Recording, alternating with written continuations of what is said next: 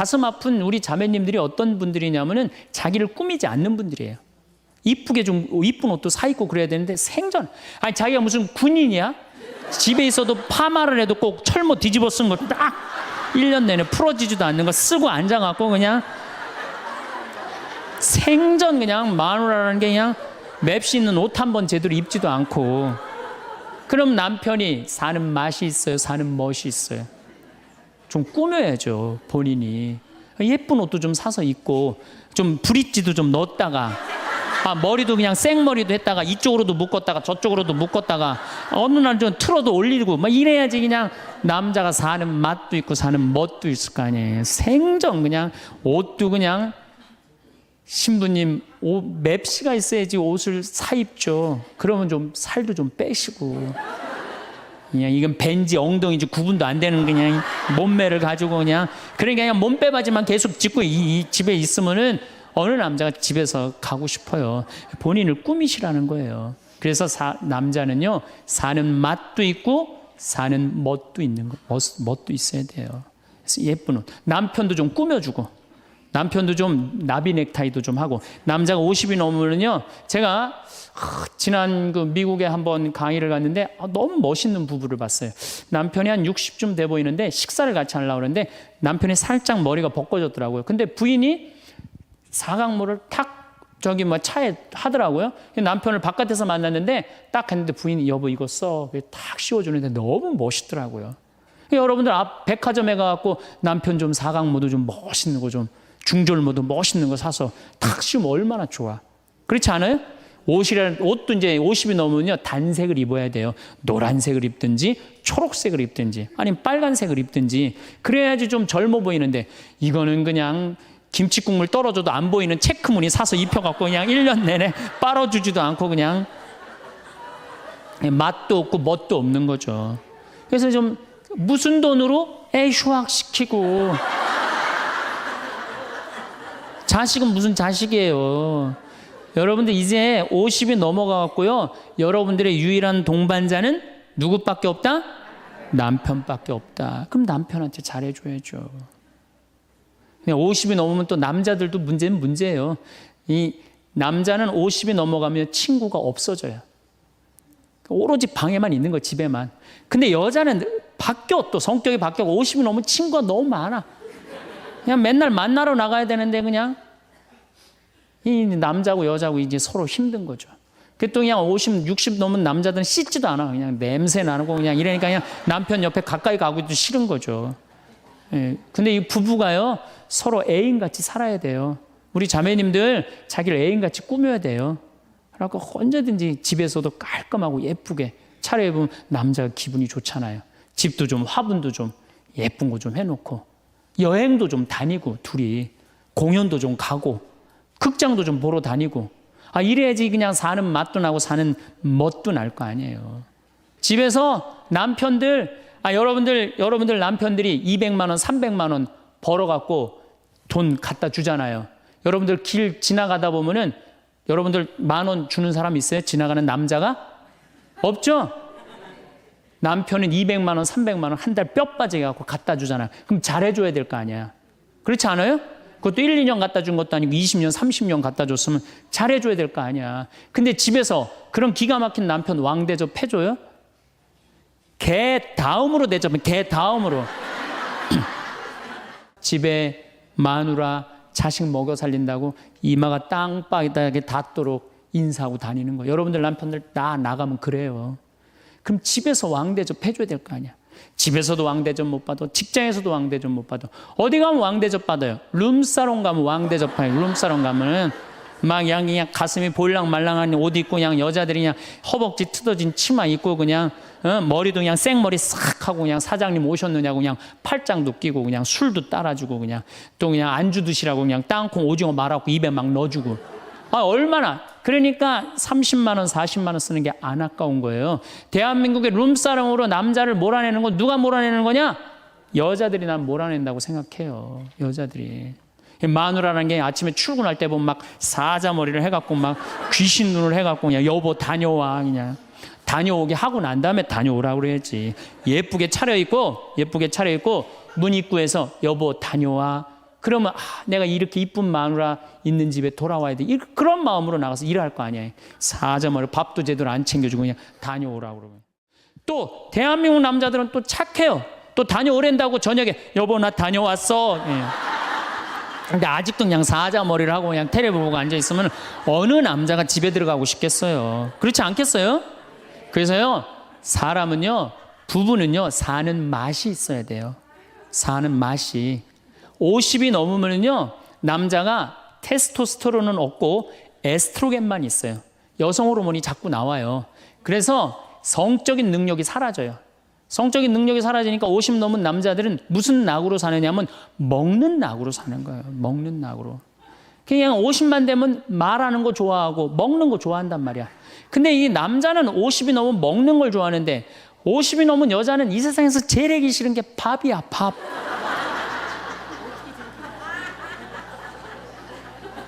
그러니까 그냥 둘이 사는데 왜 김치찌개를 끓여도 한솥 끓여. 그냥 하기 싫으니까 귀찮으니까 한솥 끓여갖고 그냥 다음날 아침에 그냥 그거 졸여갖고 아침상에 올려놓고 그냥 저녁엔 또 오늘같이 하루 피정하고 저녁에 이제 여보 나 저녁 집에 가서 먹을게 그러면 또 그거 볶아갖고 저녁상에 또 올려놓고 좀 회도 떠갖고 예? 여기 가깝잖아요. 회시장 가갖고 우럭 회 맛있잖아요. 매운탕도 떠갖고 소주도 한 병 사고 그래갖고 그냥 허벅지 트어진 치마 이브닝 드레스도 하나 딱 입고 저녁에 남편 들어오면 여보 이거 내가 한 거야 딱 술 따라주면 남자가 얼마나 살맛이 나요. 사는 맛 나지 않겠어요? 네, 좀 신선로도 좀 해갖고 탁 하고 짜장면도 좀 만들어주고 베트남 국수도 좀 해서 주고 요즘 뭐 또 순대 또 그냥 유명한 데 많잖아요. 전화하면 택배로 다 보내주잖아요. 순대도 탁 썰어갖고 그냥 간 썰어갖고 그냥 소주 한 잔 탁 하고 신부님 무슨 돈으로 그런 걸 합니까? 애 휴학시키고 자식은 무슨 자식이야. 지금 누구밖에 없어요? 부부밖에 없어요. 애 휴학시키고 그렇게 하세요. 신부님 난 휴학시킬 자식이 없는데 집 잡혀요. 나이 드신 분들은 은행에 가고 집 잡혀가고 다 쓰세요. 자식 물려줄 생각하지 말고. 네. 그래야지 사는 맛으로 사는 거 아니에요. 그리고 부부는 사는 맛으로도 살아야지만 사는 멋으로도 살아야 돼. 사는 멋이 있다. 멋있게 살아야 될 거 아니에요. 황창현 신부님의 행복 특강 지금 바로 시작하겠습니다. 구독, 좋아요, 알림 설정은 행복의 기도입니다. 나이 들수록 외모가 중요한 이유도 함께 들으시면 강의를 더 잘 음미하실 수 있습니다. 지난주에 이어서 계속 외로움에 대한 얘기를 하고 있습니다. 우리 인간들은 사실은 사랑이 없을 때 외롭죠. 근데 여러분들 자식이 부모를 사랑하는 게 클까요? 부모가 자식을 사랑하는 게 클까요? 제가 다녀보면요, 다 부모가 자식을 사랑하는 게 크다고 착각하고 있어요. 근데 3살, 4살, 5살 때만 애들에도 누가 더 부모를 사랑하느냐면 자식이 더 부모를 사랑한대요. 왜냐하면 여러분들 3살, 4살, 5살 된 아이들은 누구밖에 없어요? 엄마밖에 없잖아요. 그래갖고 그냥 엄마 치마 붙잡고 그냥 온 데를 다 따라다니잖아요. 근데 엄마는 그때 아이 모임에도 나가야 되고 그냥 여기저기 다녀야 되는데 그냥 딸, 아들이 그냥 계속 매달려 있으면 귀찮아요, 안 귀찮아요? 귀찮을 때 있죠? 그래서 한마디 해도 얜 잠도 없냐고 좀 가서 좀 자라고 그래도 그냥 계속 그러니까 아이가 엄마 아빠를 너무너무 좋아해. 엄마 아빠하고 같이 있고 싶어. 근데 누가 밀어내기 시작하냐면 부모가 밀어내기 시작하는 거예요. 언제까지 밀어내냐면 초등학교 6학년 때까지 계속 밀어내요. 그리고 공부 못한다고 구박까지 해. 밀어내는 것도 모자라서. 그럼 중학교 올라가면 그때부터는 누가 싫어하기 시작해요? 자식이 싫어하기 시작해요. 그래갖고 엄마 아빠를 거절하기 시작해. 근데 엄마 아빠는 똑같은 마음이야. 사랑하는 건 똑같아. 그렇죠? 근데 중학교 올라가면 이놈이 나를 거절하니까 굉장히 섭섭하죠. 그런데 10년 동안 밀어낸 걸 생각해야죠. 10년 동안 같이 아이가 놀아달라고 그럴 때 놀아주고 뭐 매달릴 때 같이 안아주고 눈 마주쳐주고 대화해주고 얘기 들어줬으면은 중학교 올라도 걔는 엄마 아빠 안 미워해요. 그런데 3살서부터 계속 귀찮다고 그러고 자라고 그러고 그냥 뭐 또 때리고 막 공부 못하면 뭐 그냥 네가 그냥 내가 널 낳고 미역국을 끓여 먹고 내가 한심하다 그러고 그리고 중학교 올라가고 자식이 엄마 막 째려보고 신경질 보고 소리 지르면은 그땐 당황스러운 거예요. 그래서 그런 착각을 하지 마시라는 거예요. 자식이 여러분들을 거절하게 되는 데는 누가 기여를 하는 거예요? 여러분들이 기여를 하는 거예요. 제가 신학교 때 부제 때 매스컴 세미나라는 걸 했는데 그때 어떤 자매가 와갖고 정말 내 눈물을 찔끔 나게 하는 강의를 한 적이 있어요. 이 자매가 아들이 셋 있었대요. 근데 이제 아들이 셋 있는 집은 항상 둘째가 문제예요. 첫째는 첫째라고 잘해주고 막내는 막내라고 잘해주죠. 그렇죠? 둘째는 항상 소외의식을 느껴요. 항상 피해의식을 느낀다고요. 우리 집에도 아들이 셋 있는데 큰아들은 내가 봐도 저 어머니 아버지가 왜 이해가 안 될 정도로 큰아들한테 잘했어요. 잘못해도 다 감싸 안아주고. 이게 큰아들은 대접받는 거죠. 저는 우리 집 막내였는데 저는 정말로 사랑을 많이 받고 자랐어요. 전 중고등학교 다닐 때 내가 신발을 빨아본 적이 없어요. 형들이 다 빨아줬어요. 왜 빨아줬느냐면 안 빨아주면 어머니 아버지가 혼냈으니까 막내 신발 빨게 한다고. 그래갖고 그냥 우리 집이 이제 제사를 지내도 우리 집이 이제 아버님이 장손이라 1년에 어렸을 때 13번, 14번 제사를 지냈어요. 제사를 지내면은 제일 탐나는 게 제사상에 문어다리가 제일 맛있잖아요.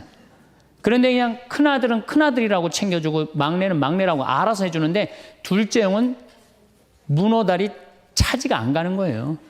그래갖고 이제 제사 끝나고 나면 이제 고시리 한다고 그러잖아요. 귀신 마중 나가면은 우리 식구들은 다 나가는데 둘째만 안 따라 나가는 거예요.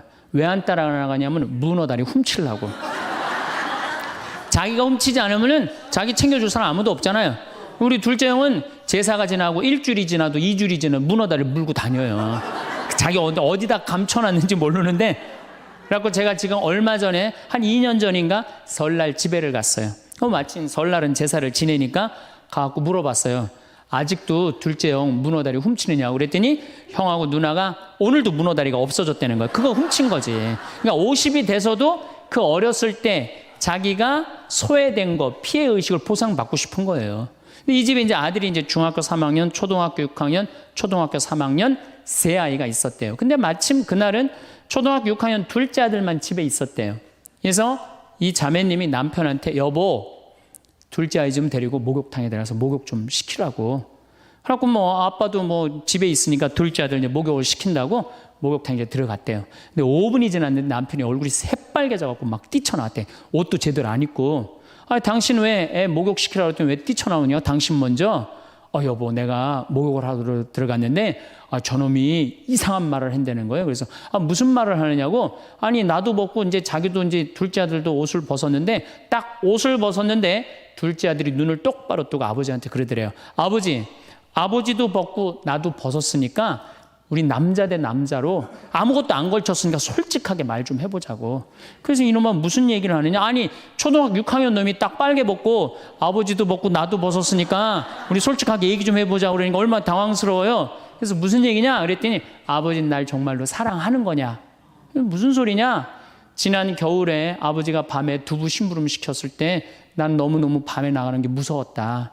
왜냐하면은 동네에 불량 형들이 걸리면 돈을 뺏고 그래서 난 밤에 나가는 거 너무너무 싫었다. 중학교 3학년 큰형도 있는데 내가 그래서 큰형 왜 안 시키냐고. 그러니까 아버지가 나한테 소리 지르고 나한테 갔다 그래서 내가 울면서 갔다 왔다. 내가 그렇게 무서운데 얼마나 내가 서러웠는지 알았느냐. 그 아버지 나 사랑하는 거냐. 내가 그렇게 마음고생하는 걸 아냐. 뭐 아버지 할 말 없지. 또 아니 내가 구두 닦았을 땐 한 번도 칭찬도 안 하는데 막내가 아버지 구두 닦으면 그렇게 좋아하고 칭찬하고 500원도 주고 그러는데 왜 나는 한 번도 그런 적이 없느냐. 그리고 우리 아들 셋이서 인사할 때 잘 다녀오시라고 그럴 때 내 머리 쓰다듬은 적 있냐. 한 번도 없다. 막내 머리만 쓰다듬어 줬지. 날 사랑하는 거냐. 아들이 그냥 그렇게 물어보는 거예요. 당황스러운 거죠. 부모는 항상 세 아들 다 사랑한다고 그러지만은 자식이 느끼는 건 너무너무 섭섭했던 거죠. 그래서 이 아빠가 너무너무 당황스러워갖고 그랬대요. 나는 너를 너무 믿었기 때문에 심부름도 시킨 거고 난 너를 너무너무 믿었기 때문에 막내 어리니까 이렇게 한 거지. 난 이 셋 중에 너를 너무너무 사랑한다. 그리고 너무 당황스러워서 그냥 옷도 그냥 대충 입고 뛰쳐나온 거예요. 그 자리에서 너무 있기 미안해갖고. 그래갖고 제가 어떻게 하나 보라고 그랬더니 문을 빼꼼히 열고 보니까 아들이 눈에는 눈물이 뚝뚝뚝 떨어지는데 입에는 미소가 있더라는 거예요. 아빠가 날 사랑한다고 그러니까. 그러니까 누가 사랑하는 게 커요? 자식이 부모 사랑하는 게 큰 거예요. 그 사랑을 부모가 까먹고 자꾸 자식한테 못되게 하는 거죠. 그래서 여러분들 정말로 우리가 부모라는 게 중요해요. 아버지가 없는 자식들은 참 힘들어요. 아버지가 없는 자식들은. 여러분들 그 삼국 통일을 한 궁예, 왕건, 견우, 후백제, 거기에 궁예 얘기를 좀 할게요. 궁예가요, 뭐 역사적으로 뭐 확실하진 않지만 47대나 48대 경문왕 아들이었대요. 셋 중에 제일 난 사람이에요. 왕건은 귀족 아들이고 견우는 평민 아들이야. 근데 궁예는 왕의 아들이었어요. 근데 아버지 없이 자랍니다. 아버지 없이 자라요. 아버지 없이 자라는 사람들은요, 심리학자들이 얘기를 하기에 1살서부터 3살 때까지 가장 중요하대요.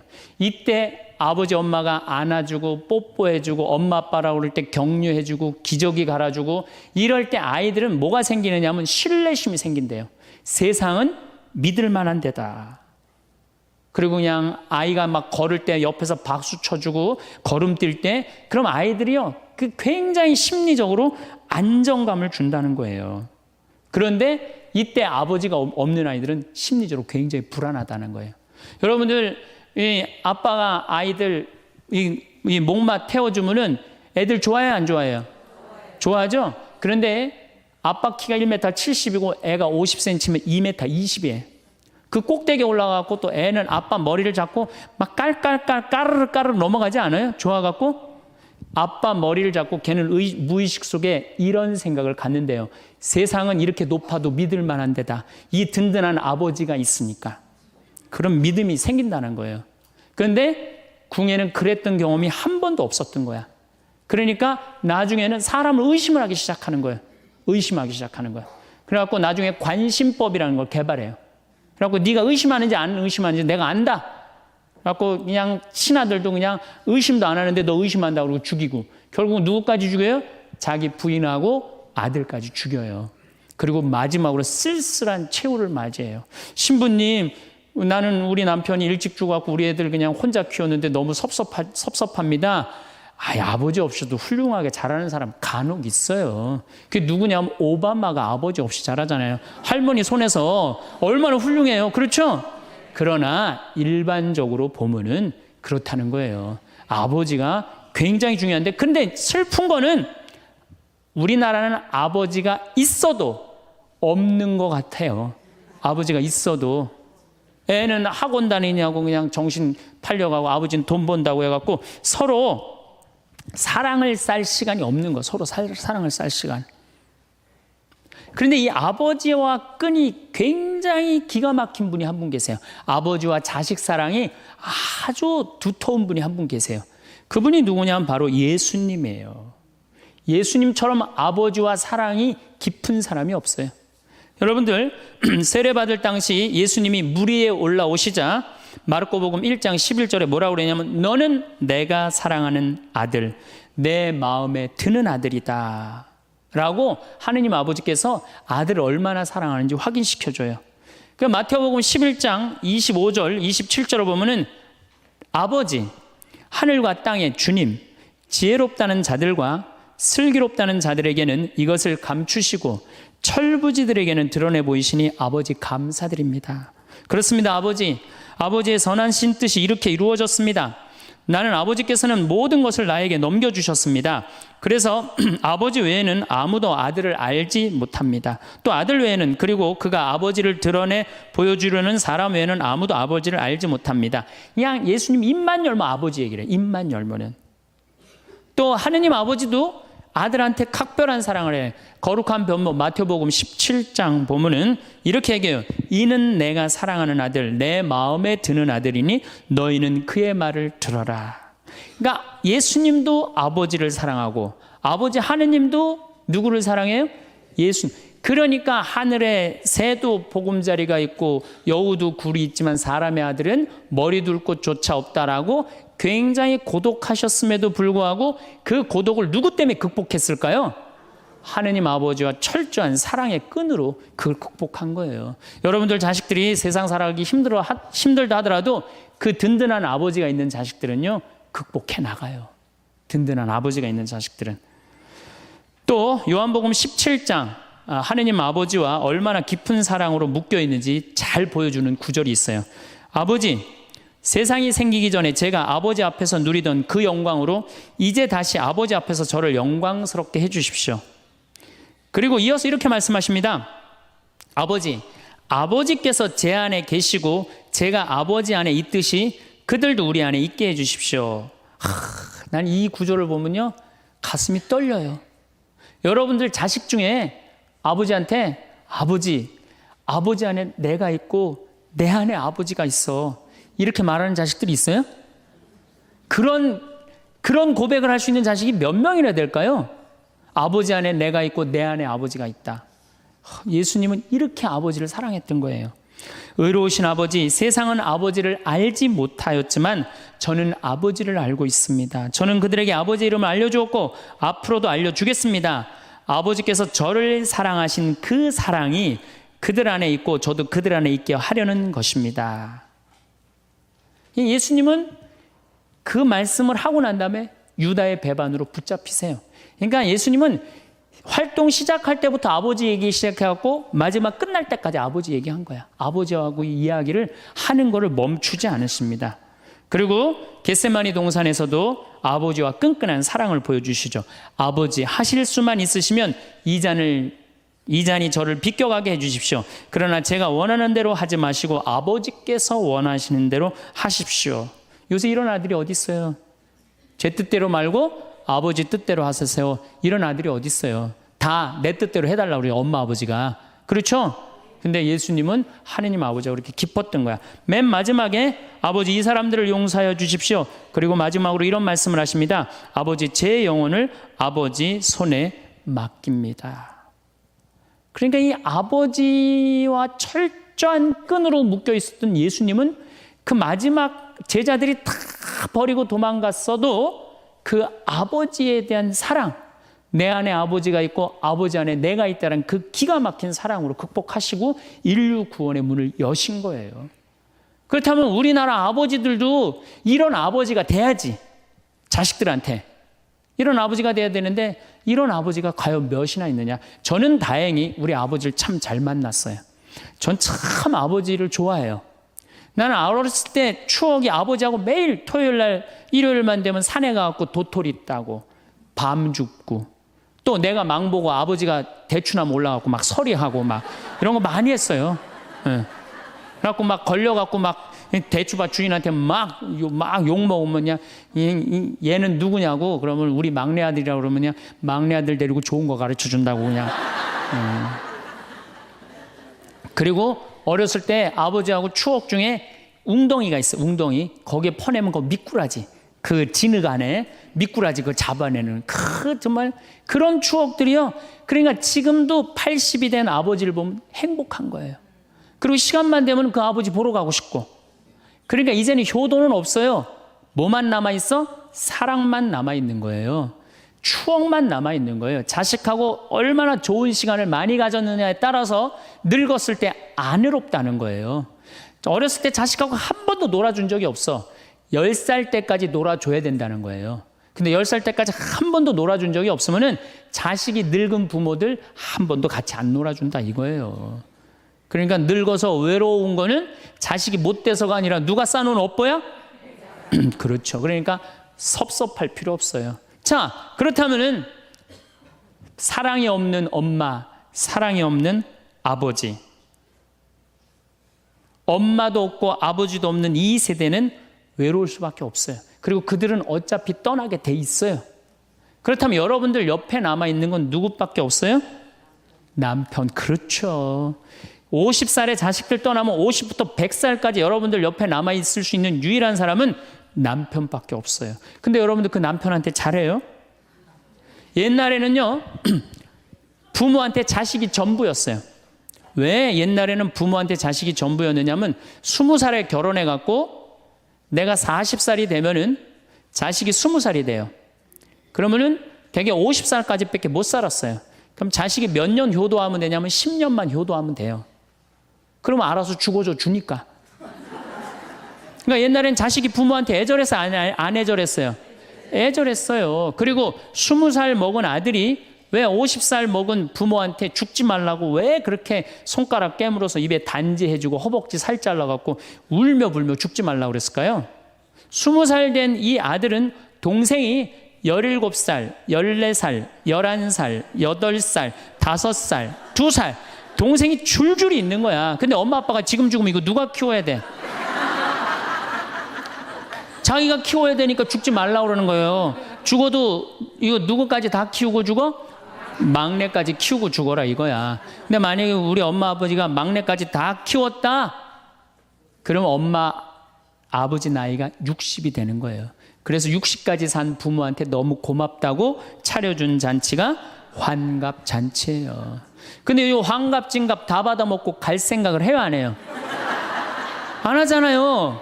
이게 큰 문제예요. 그러니까 자식이 모시다가 지치는 거예요. 그러니까 부모 60, 70부터는요 부모 관심 없어요. 그러면은 50 넘어서는 누가 옆에 있어요? 남편밖에 없어요. 여러분들 지금 우리나라 100살 이상이 몇 명이냐면 2,500명이에요. 100살 이상이. 90세 이상이 몇 명이냐면 9만 명이에요. 80세 이상은 몇 명이냐면 80만 명이에요. 70세 이상은 몇 명이냐면 240만 명이에요. 그러니까 이제 안 죽어. 안 죽어요. 여기 죄송하지만 60세 넘으신 분들 손 들어보세요. 손 들어 괜찮아요. 이게 문제라는 거예요, 이게. 자식은 이미 떠나 있고 50 넘었고 60 넘어갖고는 누가 옆에 있어요? 남편밖에 없어요. 그러면은 자식한테 잘해야 됩니까? 남편한테 잘해야 됩니까? 남편한테 잘해야 돼요. 우리나라는요 안사람 바깥사람 제도가 있어요. 그래갖고 안사람은 집에서 애 놓다 죽고 바깥사람 바깥에서 돈 벌다 죽었어요. 근데 이게 의술이 좋고 영양이 좋고 고생을 안 하다 보니까 바깥사람이 50이 넘어도 안 죽는 거야. 안 죽어갖고 직장에서 쫓겨나갖고 집안에 들어와서 안사람이 돼버려요. 딱 안방에 이제 들어앉아 있는 거죠. 예. 근데 집안에 들어와갖고 부인 일을 도와주면 좋은데 도와줘요, 안 도와줘요? 안 도와주고 그냥 할 일 없으니까 마누라 하는 일 챙겨내, 안 챙겨내요? 챙겨내죠? 이게 미치는 거지 그때부터. 젊었을 때는 맛있는 거 차려놓고 여보 일찍 들어와 그래도 생전 안 들어오더니 이제 50 넘어서는 굳이 집에 안 들어와도 되는데 때 따라 철 따라 집에 들어오네. 그러니까 여러분들이 자식들 품에 안하고 키울 때는 외로운지 몰라요. 그렇죠? 근데 자식 떠나고 나면은 체인징 파트너를 해요. 이쁜 자식은 떠나고 쭈글쭈글한 남편이 돌아오는 거야. 그런데 50부터 110살까지 살려면은 젊었을 때 같이 여행 다니는 추억도 있어야 되고 젊었을 때 사랑도 쌓여 있어야지 50 넘어갔고 100살까지 있고 추억 먹고 살 거 아니에요. 근데 그런 추억이 하나도 없어. 그 50 넘어갖고 와갖고 그냥 잔소리만 하고 그냥 그러면은 그 남편이 싫은 거예요. 그러니까 서로 한 집에 살지만은 각방 따로 쓰고 외롭게 사는 거죠. 그래도 여러분들은 괜찮아요. 여러분들은 우리 신부들은요 진짜 불쌍해요. 생각을 해봐요. 20살에 신학교 들어갔어요. 그래서 30에 신부 돼요. 그래갖고 옛날엔 75세 은퇴였어요. 75세 은퇴. 75세는 그래도 괜찮았어요. 은퇴하고 그냥 거의 바로 이제 세상 떠나시니까 요즘 70세로 은퇴가 내려왔어요. 그리고 이제 65세로 내린대요. 65세 은퇴해도 된다. 이렇게 내린대. 왜? 서울교구 우리 보좌 신부님들 뭐 10년, 12년, 13년 하잖아요. 그러니까 빨리 은퇴할 사람 빨리 하고 보좌들 빨리 본당 내보내야 되니까 빨리 은퇴해라 이거야. 그러면은 65세부터 은퇴해갖고 우리 부관장 신부는 110살까지 산단 말이야. 그러면은 20살에 신학교 들어갖고 65세까지 45년 혼자 살아. 그래갖고 65세 은퇴해갖고 110살까지 또 혼자 살아. 45년, 90년 혼자 사는 거야. 그래서 나는 우리 신부님들 은퇴시키는 거 반대하는 신부예요. 65세 은퇴시켜갖고 다시 보좌 신부로 발령을 내라. 보좌 신부로 발령을 내갖고 아니 고해성사 듣게 하면 되잖아요. 아 얼마나 여러분들 속에 있는 얘기하고 싶은 거 많아요. 그렇죠? 아 그럼 고해성사 듣게 하고 또 굳이 신부님들 65세 넘어가고 강론 안 해도 돼요. 미사 없는 강론하게 하면 되잖아. 강론하라 그러면 또 한 소리 또 하고 한 소리 또 하고 그러실 수 있으니까 얼마나 좋아. 차라리 65세에 은퇴시킬 거면 아예 60에 은퇴를 시켜서 장가를 그냥 보내라. 늙어선 좀 안 외롭게. 농담이에요, 농담. 우리보다는 여러분들이 훨씬 덜 외롭다는 거예요. 그렇지 않아요? 여러분들 남편도 있고 자식도 있고 손자도 있잖아요. 그러면 그 소중한 사람들한테 사랑하면서 살아야지. 우린 사랑할 사람도 없는데 여러분 사랑할 사람이 있잖아요. 그럼 조금만 내가 잘하면 되는데 그게 안 되는 거예요. 우리나라 여자들이요, 이 세상이 너무너무 여자 살기 좋은 세상이 돼갖고 여자들이 지금 뭐가 뭔지도 모르고 살아요. 집에서 남편들, 여러분들 남편들이 200만 원, 300만 원 벌어갖고 돈 갖다 주잖아요. 여러분들 길 지나가다 보면은 여러분들 10,000원 주는 사람 있어요? 지나가는 남자가? 없죠? 남편은 200만 원, 300만 원 한 달 뼈 빠지게 갖고 갖다 주잖아요. 그럼 잘해줘야 될 거 아니야. 그렇지 않아요? 그것도 1, 2년 갖다 준 것도 아니고 20년, 30년 갖다 줬으면 잘해줘야 될 거 아니야. 근데 집에서 그런 기가 막힌 남편 왕대접 해줘요? 개 다음으로 대접은 개 다음으로.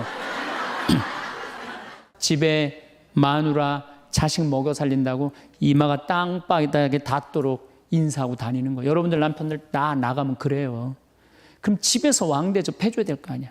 집에서도 왕대접 못 받아, 직장에서도 왕대접 못 받아. 어디 가면 왕대접 받아요? 룸사롱 가면 왕대접 받아요. 룸사롱 가면 막 그냥 가슴이 볼랑말랑한 옷 입고 그냥 여자들이 그냥 허벅지 트어진 치마 입고 그냥 머리도 그냥 생머리 싹 하고 그냥 사장님 오셨느냐고 그냥 팔짱도 끼고 그냥 술도 따라주고 그냥 또 그냥 안주 드시라고 그냥 땅콩 오징어 말아갖고 입에 막 넣어주고.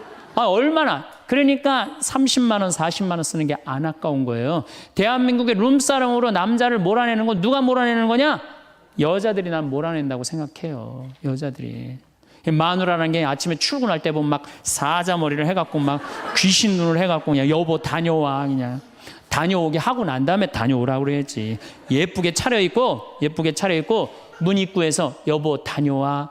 그러면 내가 이렇게 이쁜 마누라 있는 집에 돌아와야 돼. 그런 마음으로 나가서 일할 거 아니에요. 사자머리 밥도 제대로 안 챙겨주고 그냥 다녀오라고 그러고. 또 대한민국 남자들은 또 착해요. 또 다녀오랜다고 저녁에 여보 나 다녀왔어. 예. 근데 아직도 그냥 사자머리를 하고 그냥 텔레비 보고 앉아있으면 어느 남자가 집에 들어가고 싶겠어요. 그렇지 않겠어요? 그래서요, 사람은요, 부부는요, 사는 맛이 있어야 돼요. 사는 맛이. 50이 넘으면요, 남자가 테스토스테론은 없고 에스트로겐만 있어요. 여성 호르몬이 자꾸 나와요. 그래서 성적인 능력이 사라져요. 성적인 능력이 사라지니까 50 넘은 남자들은 무슨 낙으로 사느냐면 먹는 낙으로 사는 거예요. 먹는 낙으로. 그냥 50만 되면 말하는 거 좋아하고 먹는 거 좋아한단 말이야. 근데 이 남자는 50이 넘으면 먹는 걸 좋아하는데 50이 넘은 여자는 이 세상에서 제일 하기 싫은 게 밥이야, 밥.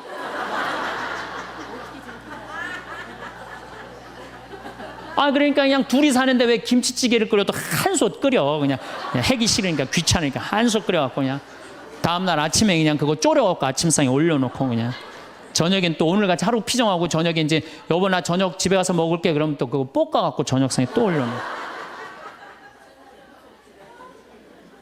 좀 회도 떠갖고 예? 여기 가깝잖아요. 회시장 가갖고 우럭 회 맛있잖아요. 매운탕도 떠갖고 소주도 한 병 사고 그래갖고 그냥 허벅지 트어진 치마 이브닝 드레스도 하나 딱 입고 저녁에 남편 들어오면 여보 이거 내가 한 거야 딱 술 따라주면 남자가 얼마나 살맛이 나요. 사는 맛 나지 않겠어요? 네, 좀 신선로도 좀 해갖고 탁 하고 짜장면도 좀 만들어주고 베트남 국수도 좀 해서 주고 요즘 뭐 또 순대 또 그냥 유명한 데 많잖아요. 전화하면 택배로 다 보내주잖아요. 순대도 탁 썰어갖고 그냥 간 썰어갖고 그냥 소주 한 잔 탁 하고 신부님 무슨 돈으로 그런 걸 합니까? 애 휴학시키고 자식은 무슨 자식이야. 지금 누구밖에 없어요?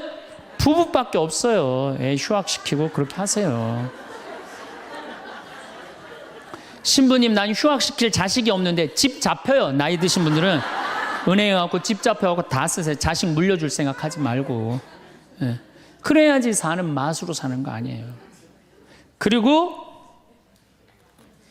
부부는 사는 맛으로도 살아야지만 사는 멋으로도 살아야 돼. 사는 멋이 있다. 멋있게 살아야 될 거 아니에요. 근데 나는 제일 가슴 아픈 우리 자매님들이 어떤 분들이냐면은 자기를 꾸미지 않는 분들이에요. 이쁘게 좀 이쁜 옷도 사 입고 그래야 되는데 생전 아니 자기가 무슨 군인이야? 집에 있어도 파마를 해도 꼭 철모 뒤집어 쓴 거 딱 1년 내내 풀어지지도 않는 거 쓰고 앉아갖고 그냥 생전 그냥 마누라라는 게 그냥 맵시 있는 옷 한 번 제대로 입지도 않고 그럼 남편이 사는 맛이 있어요? 사는 멋이 있어요? 좀 꾸며야죠, 본인이. 예쁜 옷도 좀 사서 입고 좀 브릿지도 좀 넣었다가 머리도 그냥 생머리도 했다가 이쪽으로도 묶었다가 저쪽으로도 묶었다가 어느 날 좀 틀어도 올리고 막 이래야지 그냥 남자가 사는 맛도 있고 사는 멋도 있을 거 아니에요. 생전 그냥 옷도 그냥 신부님 옷 맵시가 있어야지 옷을 사 입죠. 그러면 좀 살도 좀 빼시고 그냥 이건 벤지 엉덩이지 구분도 안 되는 그냥 몸매를 가지고 그러니까 몸빼바지만 계속 짚고 이 집에 있으면은 어느 남자가 집에서 가고 싶어요. 본인을 꾸미시라는 거예요. 그래서 남자는요 사는 맛도 있고 사는 멋도 있는 거, 멋도 있어야 돼요. 그래서 예쁜 옷. 남편도 좀 꾸며주고. 남편도 좀 나비 넥타이도 좀 하고. 남자가 50이 넘으면요 제가 지난 그 미국에 한번 강의를 갔는데 너무 멋있는 부부를 봤어요. 남편이 한 60쯤 돼 보이는데 식사를 같이 하려고 그러는데 남편이 살짝 머리가 벗겨졌더라고요. 근데 부인이 사각모를 탁 차에 하더라고요. 남편을 바깥에서 만났는데 딱 했는데 부인이 여보 이거 써. 탁 씌워주는데 너무 멋있더라고요. 여러분들 앞 백화점에 가갖고 남편 좀 사각모도 좀 멋있는 거 좀 중절모도 멋있는 거 사서 탁 씌우면 얼마나 좋아. 그렇지 않아요?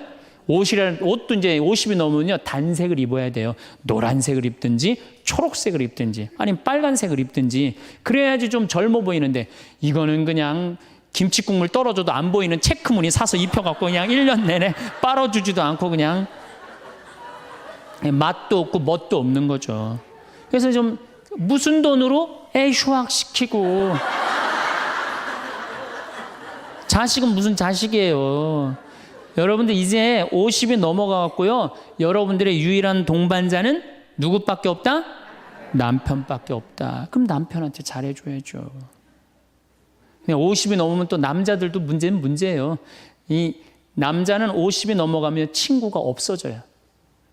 오로지 방에만 있는 거 집에만. 근데 여자는 바뀌어 또 성격이 바뀌고 50이 넘으면 친구가 너무 많아. 그냥 맨날 만나러 나가야 되는데 그냥 이 남자고 여자고 이제 서로 힘든 거죠. 그 또 그냥 50, 60 넘은 남자들은 씻지도 않아. 그냥 냄새 나고 그냥 이러니까 그냥 남편 옆에 가까이 가기도 싫은 거죠. 예. 근데 이 부부가요 서로 애인같이 살아야 돼요. 우리 자매님들 자기를 애인같이 꾸며야 돼요. 그래갖고 언제든지 집에서도 깔끔하고 예쁘게 차려입으면 남자가 기분이 좋잖아요. 집도 좀 화분도 좀 예쁜 거 좀 해놓고 여행도 좀 다니고 둘이 공연도 좀 가고 극장도 좀 보러 다니고 이래야지 그냥 사는 맛도 나고 사는 멋도 날 거 아니에요. 그래서 제발 좀 성지순례 좀 가세요. 제가 여러분들한테 꼭 부탁하고 싶은 거는 옛날에 중세시대는요 성제 집 다 팔아 갖고 갔어요. 다 팔아서 그냥 예루살렘 가는 걸로 끝나는 거예요. 거기서 죽어도 여한이 없다고. 그러니까 여러분들도 예수님 어제 복음에 자케오 얘기 나왔죠? 그거 예리고 얼마나 좋아요. 그리고 그냥 갈릴레아도 좀 호수도 가보고 얼마나 좋아요. 신부님 무슨 돈으로? 휴학시키고 그 돈이면 충분해요. 한번 갔다 오면은요 신앙이 틀려지거든요. 성주순례도 가고 제가 그 지난 9월인가 작년 9월에 성주순례를 한 40분 하고 갔다 왔는데 어떤 형제님이 70 먹은 형제님이 기가 막힌 말씀을 하시더라고요. 무슨 말씀을 하시냐면은 내 강의를 듣고 집을 잡혀서 왔대요. 근데 가만히 생각을 해보니까 집은 은행에 잡히면 대출을 해준대요. 은행에 잡히면 대출해주잖아요. 근데 나이는 대출해주는 데가 아무 데도 없대요. 여러분들 누가 나이 대출해줘? 한 살이라도 더 먹기 전에 다리에 힘 풀리기 전에 갔다 오셔요. 그리고 내가 성주순례를 가면은 너무 행복해하는 거 자매님들이. 그래갖고 나는 은혜 받아갖고 성제 갖고 그냥 성령을 충만히 받아갖고 10일 동안 저렇게 행복하고 그냥 은총에 그냥 가득한 줄 알았더니 12일 동안 밥을 안 하잖아. 밥을.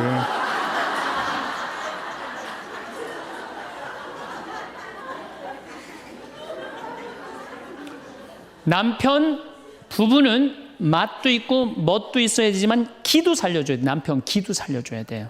아니 50이 넘어갖고 남편 기 살려줄 사람이 직장에서 기가 살겠어요? 사회에서 기가 살겠어요? 본인이 기가 살겠어요? 유일하게 기 살려줄 수 있는 사람은 누구밖에 없어요? 부인밖에 없어요. 부부가 50이 넘으면요, 자식들 떠나고 둘만 덩그랗게 집에 남아서 50년을 같이 살아야 돼요. 말을 정말로 남편 즐거운 말, 남편 좋은 말, 우리 남편 아직도 알통 튼튼하다, 우리 남편 아직도 어깨가 그냥 대유평 평야 같다, 이런 말 해주는 게 중요한 거예요. 그런데 그냥 말을 진짜 못해.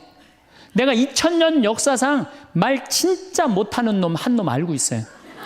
어떤 놈 진짜 말 못하느냐면은 십자가상 예수님 십자가 위에 매달렸을 때 왼편의 강도, 진짜 말 못하는 놈이에요. 그놈. 이제 십자가 매달렸어. 너무 아파. 자기도 이제 죽기 일보 직전이고 옆에 구세주라는 사람도 옆에 있단 말이야. 그냥 이 사람이 막 분이 치밀었나 봐요. 야, 네가 무슨 구세주냐? 네가 구세주라면 너도 살리고 나도 살려봐라. 너도 죽는 주제에 무슨 구세주냐? 막 욕을 해댄 거예요. 그러니까 예수님이 그냥 매달려갖고 아파 죽겠는데 이놈이 이상한 소리 하니까 대꾸도 안 해요. 대꾸도 안 해. 성서 보면은 그냥 가만히 계세요. 근데 내가 2000년 역사상 진짜 말 잘하는 사람 한 사람 알고 있어요. 그게 누구냐면 오른편 강도예요. 얼마나 말을 잘하느냐면은 그렇게 얘기를 하니까 이 왼편에 있는 강도를 혼내요. 야, 이놈아, 니놈하고 나는 죽어도 싸. 강도 짓을 했으니까. 근데 저분이야말로 무슨 죄가 있어. 가난한 사람, 병든 사람 함께 해주고 인간 사랑하신 분인데, 그리고 이 강도가 한마디 해요. 주님, 마지막 날에 저를 기억해 주십시오. 그러니까 그냥 예수님이 왼편에 있는 놈한테는 대답도 안 하던 예수님이 그렇게 아파도 오른편에 있는 강도한테 한마디 해요. 너야말로 오늘 나와 낙원에 들 것이다. 이 말 한마디 잘한 바람에 그냥 예수님하고 1호로 천당에 올라간 사람 아니야. 그렇지 않아요? 루카복음 23장에 나오는 얘기예요. 루카복음에. 그러니까 여러분들 남편 칭찬을 해주세요. 남편. 얼마 전에 제가 우리 동창 신부 아버님이 돌아가셔서 장례미사를 갔는데, 마침 그날 어떤 동탄에 있는 본당 총회장님이 은퇴 신부님 10분을 초대해갖고 식사, 보고 초대를 했어요. 부인이 보고 요리를 할 줄 알아갖고. 그래갖고 이제 그 집에 가고 보고를 먹는데, 신부님들, 은퇴 신부님들 보니까 머리가 다 벗겨진 거 다. 머리가 다 벗겨져갖고 있더라고요. 근데 내가 그날 마침 이제 장례미사를 해갖고 우리 주교님을 뵀는데, 우리 주교님은 그래도 머리가 많이 나셔갖고 모자를 앞에다 쓰신 거야. 그래갖고 참 보기가 좋더라고요. 주교님이 아주 얼굴이 하얀이 선비같이 생기셨거든요. 그래서 내가 저녁 먹으면서 신부님들은 이렇게 머리가 벗겨졌는데 우리 주교님은 아직도 머리가 나셔갖고 모자를 앞에다 쓰는데 참 보기 좋더라고. 그랬더니 은퇴 신부님 10분이 황 신부 주교님한테 가갖고 샴푸 못 쓰는지 좀 알아봐 달라고 막 그러더라고요. 그런데 우리 식사를 한 총회장님, 그 동탄의 총회장님이, 신부님, 저는 40부터 머리가 완전히 벗겨졌는데 한 번도 머리 벗겨진 것 때문에 스트레스 받은 적이 없다는 거예요. 그게 무슨 소리냐? 그랬더니 자기 부인이 40에 본당 사목 임원이었는데 사목회를 하고 집에 들어오면 막 짜증을 내고 들어온대요. 그 문을 열고 딱 한다는 부인이 첫 입을 열어서 하는 소리가 답답해 죽을 뻔했다고. 여보, 사목회가 그렇게 답답해? 그러면 그 부인이 그런데, 여보, 나는 사목회를 하는데 60이 먹은 그 본당의 회장님들이 머리가 빽빽하게 꽉 차 있으면은 그 머리를 보고 회의를 하면 가슴이 답답하다는 거야. 그리고 이제 자기 남편을 보고, 머리가 완전히 대머리인 남편을 보고 한마디 한대요. 이제야 가슴이 뻥 뚫린다고. 이게 얼마나 남편을 기를 살려주는 말이에요. 그렇지 않아요?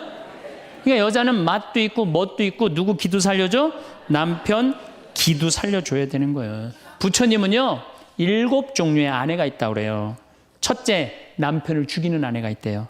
더러운 마음을 가지고 남편에 대한 사랑이 없고 남편을 업신여기는 아내. 아내가 권력 있으면 남편이 모든 것을 참고 침묵하기 때문에 그 참느냐고 빨리 죽는데요. 남편을 죽이는 아내가 있대요. 두 번째는 도둑과 같은 아내가 있대. 남편이 힘들게 돈 벌어 갖고 오면은 그거 그냥 막 써갖고 그냥 살림살이 엉망으로 하는 아내. 도둑과 같은 아내. 셋째, 주인과 같은 아내. 주인 행세하는 거죠. 그래갖고 그냥 자기는 일 안 하고 남편 막 시키는 주인과 같은 아내가 있고. 그 다음에 네 번째는 어머니와 같은 아내가 있대요. 항상 남편을 사랑하며 자식 대하는 것처럼 남편을 보호해주는 아내가 있대요. 그 다음에 누이 동생과 같은 아내. 남편을 섬기기를 다하고 자매와 같은 귀여움을 떨고 애교를 떠는 그런 누이 동생과 같은 오빠 하면서 그런 아내가 있다는 거예요. 그 다음에 친구 같은 아내가 있다는 거예요. 직장에서 마치고 피곤해서 돌아오면은 남편을 반가이 맞이해주고 술 한잔을 하면서 하루를 이야기를 나누는 친구 같은 아내. 그 다음에 이건 시대에 좀 안 맞지만은 종과 같은 아내, 남편을 극진히 섬기는 아내가 있다는 거예요. 여러분들은 이 7번째 중에 몇 번째에 들어가세요?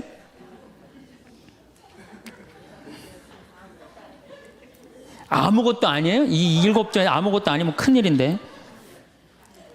근데 우리나라 남자들도 문제예요. 사실은 이 부인한테 참 잘해야 되거든요. 자기 믿고 따라온 사람이 얼마나 귀하게 해야 돼. 근데 우리나라 남자들 참 부인한테 말 못해요. 정말 이쁘다고 말 한마디 해주면 얼마나 좋아. 여자는요 1년 365일 365가지 방법으로 이쁘다는 소리를 듣고 싶어 한대요. 오늘같이 이렇게 태양이 찬란한 날은 여보 저 찬란한 태양처럼 당신 오늘 너무 이뻐. 그리고 비가 촉촉하게 오면 여보 당신 촉촉한 비처럼 이뻐. 어떤 방법을 써서라도 이쁘다는 말하면 여자는 행복하다는 거예요. 그리고 요리를 해주면 맛있다고 먹으면은 김치찌개 이렇게 맛있는 김치찌개 먹을 수 있는 사람은 세상은 나 하나밖에 없다고. 이렇게 정말로 이런 말을 해줘야 되는데 생전 뭐 맛있다 맛없다 그런 말 안 하면은 여자가 밥할 맛 나겠어요? 안 나죠? 그럼요. 그리고 한 30년 밥 얻어먹었으면 이제 설거지는 해야지. 그렇게 얻어먹었으면 설거지는 해야지. 양심 있는 거 아니야? 그렇지 않아요? 여자는 언제 행복하냐면 남편이 자기 살림을 도와줄 때 행복하다고 그러더라고요. 내 얘기를 듣고 어떤 형제님이 17년 동안 설거지할 생각을 한 번도 안 했대. 17년 동안. 그래갖고 이제 내 얘기를 듣고 이제 자기도 이제 해봐야 되겠다. 그렇게 생각을 하고 저녁에 여보 당신 반찬 하냐고 애쓰고 밥 하냐고 애썼으니까 내가 설거지 해줄게. 앉아서 텔레비 봐. 그랬더니 부인이 그러더래요. 2번 청소하게 하지 설거지하게 하지 말고 그냥 가만히 있으라고 그러더래요. 그래서 이 남편이 그랬대요. 아니야, 내가 오늘 해보고 싶어서 그래. 그리고 설거지를 했대요. 그리고 이제 그 형제는 미사 해설하러 성당에 갔는데 메시지가 왔대요. 여보, 나는 오늘 당신이 한 설거지 지금 다시 하고 있어. 하지만은 오늘처럼 행복한 날은 없어. 17년 결혼 생활 중에 오늘처럼 행복한 날은 없어. 고마워. 내 살림살이를 도와줘서. 그 메시지를 형제님이 나한테 보냈어요. 신부님, 요 조그만 거 이렇게 행복할 수 있는데 내가 왜 이제까지 안 했는지 모르겠다고. 그러니까 우리 정말 부인한테, 정말로 자매님들한테 서비스 해줘야 돼. 이제는 서로를 사랑해야 돼요. 서로를 사랑하고 아껴줘야 돼요. 근데 우리나라 남자들이 얼마나 말을 못하냐면 이게 진짜로 있었던 일이에요. 65살 먹은 형제님이 꿈을 잘 꾼 거야. 그래갖고 로또를 산 거야, 금요일 날. 그래갖고 그냥 가슴이 부풀은 거야. 그냥 부인한테 막 자랑을 한 거야. 내가 꿈을 꿨는데 이건 된다. 그리고 보통 꿈이 아니다. 막 돼지가 막 수천 마리 왔다 갔다 한 꿈을 꿨는지. 그래갖고 그냥 막 들떠 있는 거야. 그러니까 부인이 콧소리로 한마디 한 거야. 여보, 그 로또 되면 당신 그 돈 뭐 할 거야? 그랬더니 남자가 정색을 하고 그러더래요. 내가 이 로또 되면은 온 세상 사람한테 다 나눠줘도 당신한테는 한 푼도 안 줄 거야. 아니 아직 된 로또도 아닌데 당첨되고 난 다음에 그러면 몰라도 당첨도 안 됐는데 귀양 이렇게 말하면 얼마나 좋아요. 여보, 당신 평생 나한테 시집 와갖고 고생만 했는데 내가 로또 되면 내가 당신 다 줄게. 쓰고 싶은 대로 다 써. 아니 당첨도 안 된 로또인데 그렇게 말하면 얼마나 기분이라도 좋아요. 근데 그냥 내가 온 세상 사람한테 다 나눠줘도 당신한테 한 푼도 안 줄 거야. 이게 할 말이에요. 근데 우리나라 남자들이 이런다고요. 다른 형제님들이 마누라 너무너무 이쁘고 좋겠다고 살아봐라야 눈 한번 하얗게 뜨고 하면 독사가 그런 독사가 없다. 이런 말 해대면은 우리 마누라는 얼굴만 이쁜 게 아니라 마음은 비단이야. 기분이 얼마나 좋아요. 참 고운 말을 못하는 거야.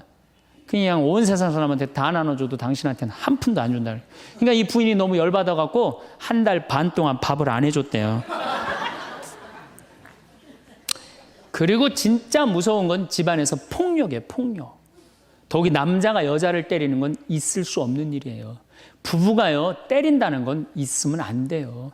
아니, 여자가 남편한테 결혼을 할 때는 이 험난한 세상, 저 힘 있는 남자한테 보호받고 싶어서 결혼하는 거 아니에요? 그렇지 않아요, 보통? 그런데 그 남편이 자기를 때린다고 생각하면요, 이건 치욕이에요, 여자한테는. 그래서 남자가 여자를 때리면 안 돼요. 정말로 이것도 진짜 있었던 일인데, 70이 다 돼가는 할머니인데 평생 남편한테 맞으면서 살았대요. 그런데 또 친구 하나가 평생 남편한테 둘이 이제 할머니가 이제 둘이 친구야. 서로 맞고 살아갖고. 근데 그 평생 맞은 할머니가 하루는 이 친구 할머니한테 전화를 한 거야. 막 웃으면서 전화했대. 아, 너 뭐가 이렇게 좋아갖고 전화했냐? 그랬더니 우리 남편이 이번에 병원에 갔는데, 글쎄 3개월밖에 못 산다고. 나 지금 이불 뒤집어 쓰고 지금 웃으면서 너한테 전화하는 거라고. 이건 너무 불행하지 않아요? 너무 불행하지 않아요? 정말로 자기 부인 아파서 죽는데 따라 죽는 남편도 있는데, 이게 그냥 자기 남편 3개월밖에 안 산다고 이불을 뒤집어 쓰고 막 웃으면서 그냥 전화를 할 정도면 이거 같이 살지 말아야지. 그렇죠? 그러니까 여러분들 남편한테 잘하세요. 또 여기 있는 우리 형제님들 누구한테 잘해요? 그래도 나이 먹어갖고요, 여러분들 지금 신부님 난 도저히 우리 남편하고 못 살 거예요. 지금 바꿔봐야 거기서 거기에요. 지금 바꿔봐야. 자, 남자하고 여자하고 얼마나 서로를 이해를 못하느냐 하면은, 남자는 하루에 2,000마디만 하면은 말 끝난대요. 근데 여자는 하루에 6,000마디를 해야 된대요. 그러니까 여자가 훨씬 말이 많은 거죠. 남자는 직장에 갔다 오면 할 말 끝난 거예요. 집에 할 말이 아무것도 없는 2,000마디 이미 다 했는데, 할 말. 남자라 사람으로서 할 말 끝났는데, 뉴욕의 게리 머카스라는 교수가 이 통계를 냈어요. 그래갖고 여자는 이제, 남자가 이제 남편이 이제 집에 들어올 때만 기다리는 거야. 뭐 이웃집 아줌마 얘기도 하고 싶고 본당시 뭐 욕도 하고 싶고 막 그래갖고 기다리고 있는데, 남편이 들어와서 여보, 그 집 남편은 그렇게 힘들게 돈을 버는데 여자는 맨날 찜질방 다니고 그냥 밍크코트 입고 다니고 정신 나간 여자라고. 그럼 남편은 할 얘기가 없는 거야. 쓸데없는 소리 하지 말고 밥이나 내놓으라고. 그럼 여자는 미치는 거예요. 진짜 괜찮은 남자들은 어떤 남자들이냐면은, 그래 여보? 그럼 안 되지. 부인이 살림을 잘 살아야지. 남자가 그렇게 고생을 하는데 추임새를 넣어주고 속으로 외우세요. 500마디, 1000마디, 2000마디. 그래갖고 딱 속으로 4000마디 딱 끝나면 여보 이제 자자. 이래야지 이 남자는 후환이 없는 남편이에요. 여자 말을 들어줘야 돼요. 그래서 남자하고 여자하고 틀린 점이 이거야. 반대로 우리 자매님들은, 여자는 흥분을 하면 5분이면 흥분이 끝난대요. 그래갖고 막 장보러 들어와갖고 막 욕을 5분만 하면은 아무 일도 없었던 듯이 부엌에 들어가고 콩나물도 따고 멸치 대가리도 딴대요. 아무 일도 없었던 듯이. 근데 남자는 5분 동안 바가지 긁을 동안 가만히 있는데요. 5분 지나면 그때부터 승질이 나기 시작한대. 근데 남자는 한번 승질이 나면 최소한 30분은 성질을 내야 된대. 그러니까 5분 지나고 나가고 이제 그때부터 이제 여자는 마음이 착 가라앉은 상태에서 저녁 준비를 하는데, 그때부터 남자는 이제 거실에서 소리 지르는 거야. 내가 말이야, 뭘 잘못했다고 네가 맨날 그러냐고 막 소리 지르면 마음이 가라앉은 여자가 나와서 남자 불을 질러요, 속에다가.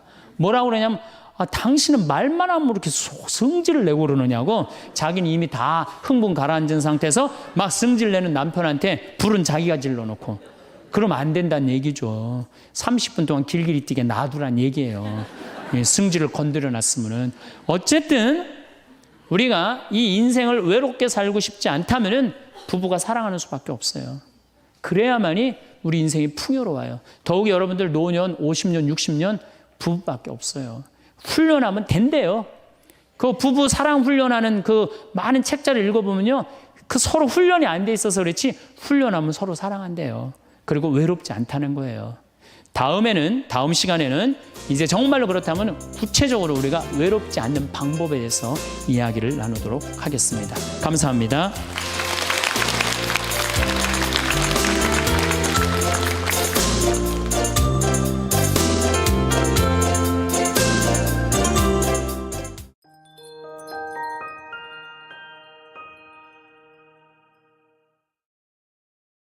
황창현 신부님의 강의 잘 들으셨나요? 오늘은 그와 비슷한 취지로 외모가 중요한 이유에 대해 이야기를 나누고자 합니다. 겉모습보다는 마음이 중요하다는 말을 어릴 적부터 많이 들으며 자라왔습니다. 국민학교 시절만 해도 흰머리가 희끗한 선생님께서 사람은 것보다 마음이 중요하다고 입이 닳도록 말씀하셨던 기억이 납니다. 그런데 그거 아시나요? 요즘에는 나이 들수록 외모가 더 중요하다는 얘기가 참 많이 나옵니다. 단순히 외모만 능주의 때문이 아닙니다. 외모가 중요하다는 것은 젊은이들에게 더 어울리는 말일 수 있습니다. 그러나 외모가 중요하다는 말의 진짜 비밀은 따로 숨겨져 있습니다. 오늘 영상을 끝까지 보시면 외모 관리를 통해 얻는 마법 같은 효과를 경험할 수 있습니다. 만약 타고난 외모가 별로라면 걱정하지 마세요. 외모를 관리하면 타고난 외모와 달리 귀티를 풍길 수 있습니다. 먼저 외모를 갖추기 위해 중장년층에게 필요한 필수적인 3가지 방법에 관해 이야기해 볼게요. 많은 사람들이 외모보다는 내면이 중요하다고 말하지만 우리는 가끔 외모에서 내면이 드러나는 순간을 목격한 경험이 있습니다. 연예인 같은 외모를 말하는 것이 아닙니다. 특출나게 빼어난 외모가 아닌데도 귀족스럽고 여유로우며 자연스럽게 아름답다는 느낌을 주는 사람을 만난 적이 있으신가요? 그런 사람들을 보면 내면 또한 안정적이고 고요하다고 느껴지는 순간이 있습니다. 마음은 볼 수 없어도 겉으로 보이는 외모가 그 사람의 내면 깊이를 드러내기도 합니다. 나이가 들면 정신건강이 최우선이라고 말하는 사람들이 있습니다. 그래서 우리는 내면을 다듬어 정신 건강을 지키려고 노력합니다. 하지만 때로는 내면의 관리만으로는 충분하지 않을 때가 있습니다. 외모를 조금 더 신경 썼을 뿐인데 노후에 찾아오는 우울감과 우울증이 개선되었다는 이야기를 익히 들어왔습니다. 그래서 나이 들수록 우리는 내면만을 중요시하는 것이 아니라 외모와 내면을 함께 다듬을 수 있어야 합니다. 외모를 가꾸는 것은 노인 우울증에 큰 도움이 되지만 내면의 성장에도 큰 도움이 됩니다. 사회적 관계에서 호감을 얻기 위해 첫인상을 좌우하는 것은 외모이기도 하기 때문이죠. 외모의 중요성은 오늘날만의 일이 아닙니다. 조선시대의 인재를 등용하기 위해 사용했던 기준인 신원서판을 들어보셨나요? 신원서판 중에서도 외모가 첫 번째 조건이었다고 합니다. 정신의학에서는 사람을 한 가지 면으로 판단하면 정신이 미숙한 사람이라고 봅니다. 그러나 이 말은 단지 예쁘다, 못생겼다와 같은 이분법적인 구도 속에서 그 사람을 쉽게 단정하는 사람들에게만 적용될 법합니다. 귀족과 같은 세련미가 흐르는 외모를 보고 그 사람의 기품을 느끼는 것이 꼭 정신적으로 미성숙하다는 뜻만을 의미하는 것은 아닙니다. 단지 외모만을 비추고 열광하는 현대의 미디어 세태는 안타깝기 그지없습니다. 닭강정처럼 속이 텅 비어 있어도 예쁘면 뜨게 되고 가상의 인터넷 캐릭터 아바타를 우상화하며 정신없이 바쁜 세상입니다. 내 멋대로 하고 다녀도 아쉬울 것 없는 사람이 아니라면 반드시 외모에도 자신이 있어야 합니다. 여러 인간관계와 관련한 책을 보아도 사람은 외관이 중요하다고 외치고 있습니다. 이 세상에서 살고 있는 한 자기 자신을 알고 변신해야 합니다. 머리 손질부터 의상, 말투 하나로도 당신은 변할 수 있습니다. 이때 천인과 같이 불을 티내지 말고 기품이 흐르도록 해야 합니다. 졸부는 돈과 상표만으로 자신을 드러내는 사람입니다. 자신의 내면 또한 껍데기라는 것을 보여주는 것이죠. 나이 들어 외모가 좋은 사람은 귀족과 같은 세련미를 갖춘 사람입니다. 여기 외모를 가꾸는 방법이 있습니다. 최우선으로 두어야 하는 것은 깔끔하게 다녀야 한다는 것입니다. 꾸깃꾸깃 구겨져 있고 냄새 나는 옷차림에 구겨 신는 지저분한 신발은 당연히 고급스러워 보이지 않습니다. 깔끔하기만 해도 훨씬 호감 가는 인상이 될 수 있습니다. 그리고 부드럽고 온화한 표정을 지으세요. 이목구비보다 더 중요한 게 표정입니다. 항상 부드럽게 웃으며 살짝살짝 변하는 표정 변화는 그 사람을 여유 있어 보이게 합니다. 그리고 몸매보다 바른 자세에 신경 써야 합니다. 외모의 비결 중 하나는 바로 자세입니다. 저는 최근에 발레를 전공한 친구를 만난 적이 있는데요. 똑같이 나이가 먹었어도 그 친구를 보면 드는 생각은 자세가 참 바르다는 것입니다. 친구의 바른 자세는 기품 있고 우아한 미를 배가시킵니다. 항상 구부정한 어정쩡한 자세에서 허리만 쭉 펴도 사람이 달라 보입니다. 여기에 건강한 식단과 운동으로 관리까지 하면 사람이 멋있어 보이고 실제로 자신감도 올라가게 됩니다. 유행보다는 나에게 어울리는 옷을 입으세요. 내 체형에 잘 어울리는 스타일을 아는 것이 중요합니다. 고요한 밤도 저도 간혹 백화점에 가서 비싼 옷을 볼 때 사고 싶은 욕망이 들 때가 있지만 이는 상품의 기호를 소비하고 싶은 거지 나를 잘 드러내주는 옷을 사고 싶다는 것은 아닙니다.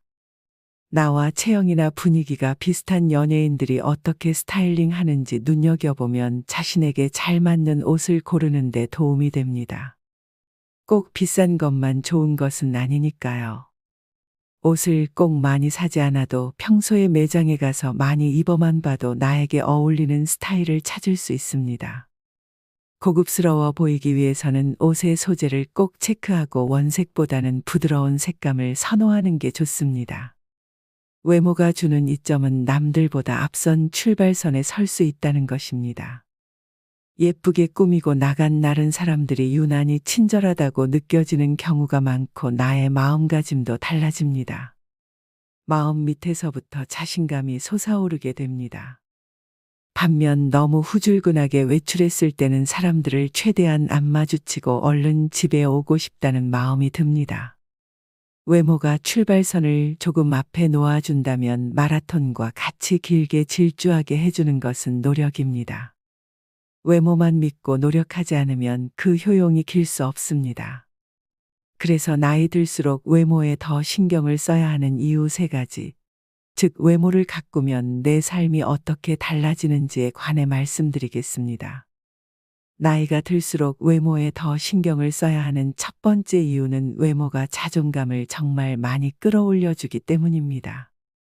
어렸을 때는 매사에 당당하고 적극적이었던 사람도 나이가 들면 쇠약해지고 의기소침해지기 마련입니다. 세상의 이치가 그런 것이죠. 그래도 당당한 사람이 없는 것은 아닙니다. 그 중에는 나이가 들어도 자신의 외모를 열심히 가꾸고 유지하려고 노력하는 사람들이 많이 속해 있습니다. 외모와 자존감이 밀접하게 연결되어 있기 때문입니다. 자신의 외모에 만족할수록 자연스럽게 자존감이 상승하게 됩니다. 일상에서 겪는 우울증은 자신의 외모에 대한 불만과 관련이 있을 수 있습니다. 거울 속에서 나 자신의 모습이 노화되어 가는 것을 보며 우울해지고 예전과 다른 변화에 대한 불안이 생길 수 있습니다.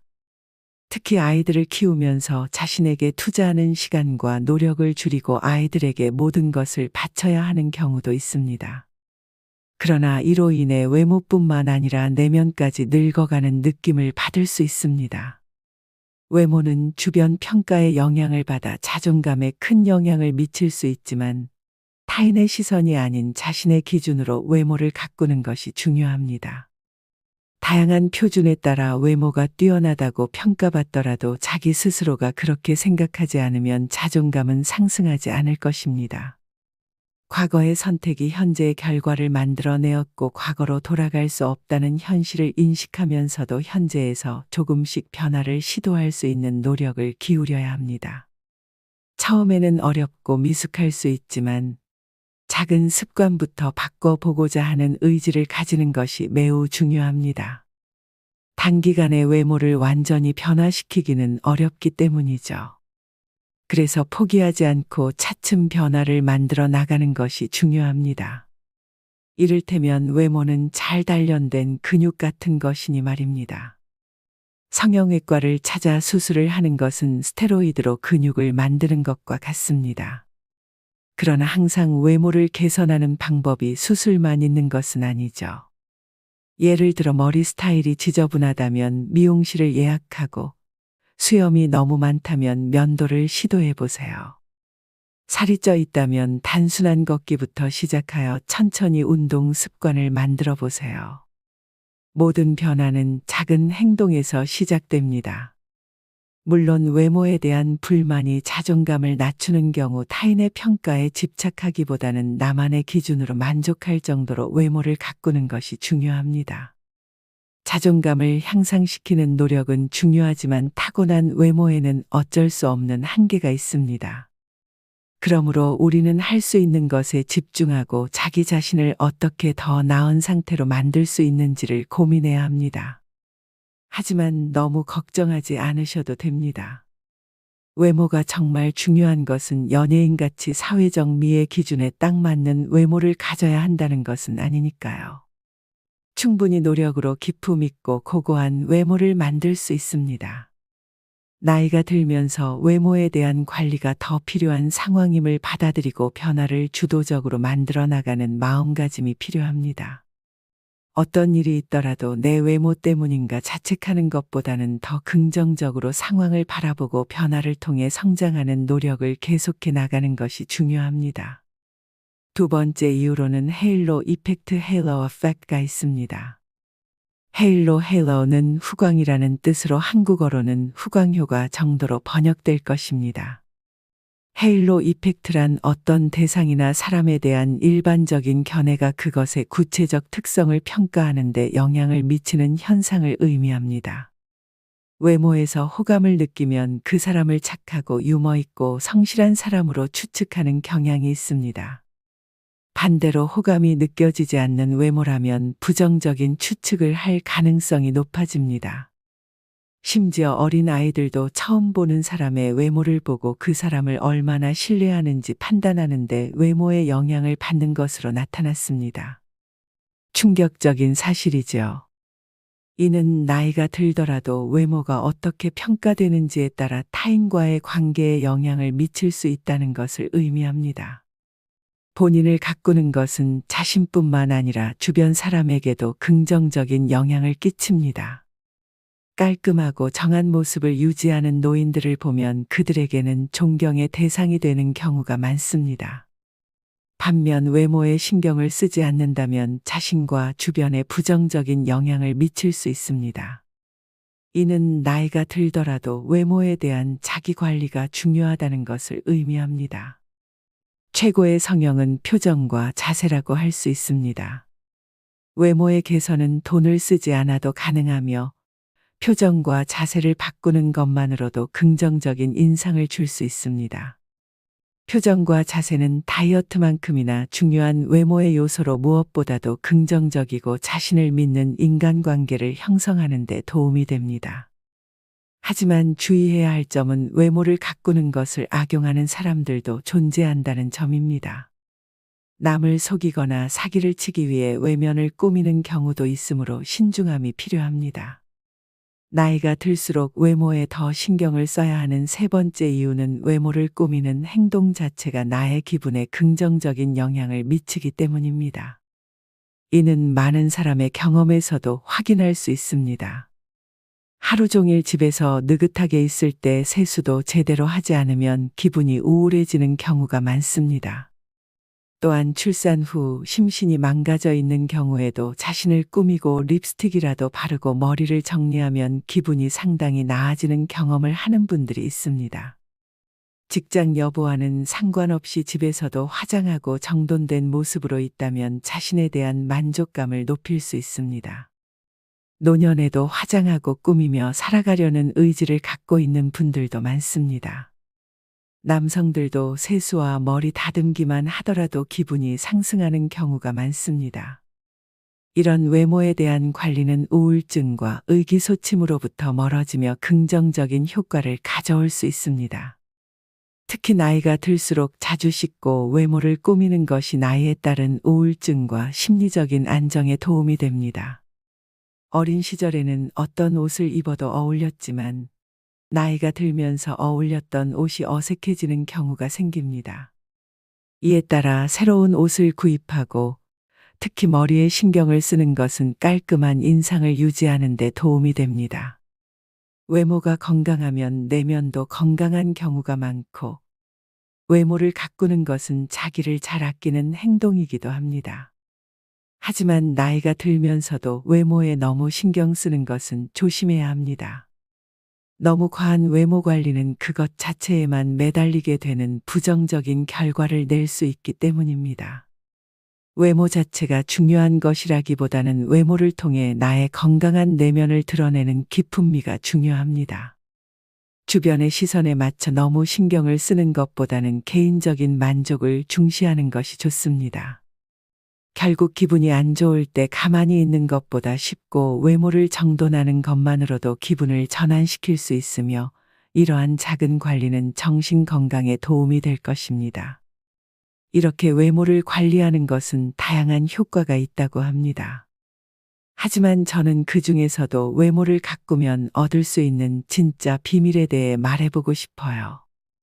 바로 귀티입니다. 고요한 밤에서는 한번 언급한 적이 있었는데요. 여러분은 귀티 나는 사람이 되고 싶지 않으신가요? 귀티 나는 사람은 어떤 점이 다를까요? 외모와 피부톤, 옷차림, 그 사람이 풍기는 아우라 등 다양한 이유가 있을 것입니다. 영국의 전 수상이었던 마거릿 대처 여사는 사람의 일생은 결국 그 사람의 품격에 의해 좌우되고 품격은 자기 자신을 어떻게 만들어 가느냐에 달려 있다고 말한 적이 있습니다. 품격은 사회적 지위의 높낮이와는 상관이 없고 말과 행동으로 나타나는 인격과 인품의 질로 결정됩니다. 귀티 나는 사람이란 말과 행동에 품위가 있으며 세련되어 보이고 품격이 몸에 배어 있는 사람을 말합니다. 그러면 귀티 나는 사람의 품격은 어떻게 만들어지는 것일까요? 품격에는 그 사람의 삶의 태도가 반영되어 있습니다. 즉, 그 사람의 삶의 방식과 사고방식 등이 습관화되면서 갖춰진 표정, 옷차림, 대화 내용을 보고 품격이 있다고 할 수 있습니다.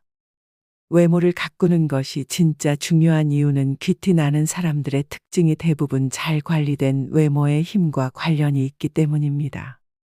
우리 주변을 보면 알게 모르게 귀티가 나는 사람들이 있습니다. 자꾸 쳐다보게 되고 기억에 남는 사람이죠. 저도 그런 분들을 가끔 봅니다. 예전에 만났던 사람들 중에 나이가 어려도 함부로 대하지 않고 저절로 고개가 숙여지는 사람들이 있었습니다. 어떤 점이 이렇게 만드는 걸까 궁금했습니다. 보통 외모가 귀티난다, 고급스럽다는 말을 주로 하는데 이런 분들을 오래 지켜보다 보니 귀티나는 사람에게는 공통적인 특징이 있었습니다. 이러한 공통적인 특징들을 알고 자신의 것으로 만든다면 우리도 귀티나는 사람이 될 수 있을 것입니다. 귀티는 과거에 내가 마음먹었던 것들과 행동한 것들이 누적되어 온 결과입니다. 마찬가지로 지금 이 순간에 귀티나는 마음가짐과 행동을 쌓아간다면 시간이 지날수록 나이를 먹을수록 귀티나는 사람이 될 수 있을 것입니다. 그렇다면 귀티는 무엇일까요? 처음에는 그 사람에 대해 기대조차 하지 않았습니다. 하지만 보면 볼수록 놀라운 경우가 있습니다. 그 사람에게서 느낀 첫인상과 다른 느낌을 받는 경우입니다. 또한 대화를 하다 보면 그 사람 내면의 깊은 울림과 품격이 자연스럽게 느껴집니다. 이것이 바로 귀티입니다. 여러분은 귀티 나는 사람인가요? 이 영상을 보고 계신 분들은 이미 자신을 변화시키려는 의지가 있는 사람일 겁니다. 그 마음은 적어도 귀티 나는 사람이 될 준비가 된 것입니다. 귀하게 보이는 모습이 나와 태도를 보고 귀티 난다라고 합니다. 가끔 고급스럽고 우아한 사람을 보고 친해지고 싶어서 대화를 나눴다가 오히려 실망을 느낀 적이 있지는 않으신가요? 반면 외적으로는 평범하지만 대화를 나누면서 상대방에 대한 호감이 더 높아진 적이 있지 않으신가요? 외모나 몸매가 뛰어나거나 부유한 가정에서 자라 좋은 옷과 명품을 입어서 눈에 띄는 사람들도 있습니다. 하지만 어려운 가정 환경에서 자랐거나 그냥 평범해 보이지만 왠지 모르게 귀티나거나 볼수록 매력적인 사람들도 우리 주변에서 종종 볼 수 있습니다. 그들은 어떻게 귀티 나는 사람들이 되었을까요? 귀티 나는 사람이 되는 방법이 부자가 되는 습관과도 비슷한 부분이 많습니다. 이 영상을 끝까지 보신다면 나이가 들수록 보면 볼수록 상대방에게 매력적이고 귀티가 날 수 있는 방법을 얻어가실 수 있을 겁니다. 먼저 귀티하는 가장 중요한 한 가지 요소에 관해 말씀드리겠습니다. 캐나다 토론토 대학 심리학과 연구진은 흥미로운 실험을 진행했다고 합니다. 학부생 12명을 대상으로 19세에서 36세 사이의 남성과 여성들의 흑백 사진을 보여주고 이들의 재력을 맞춰보라고 했습니다. 정확한 실험을 위해 사진 속 사람들은 액세서리나 표정이 없는 공평한 조건으로 촬영했습니다. 실험 결과 참가자 중 62%가 사진 속 인물들의 재력을 맞췄다고 합니다.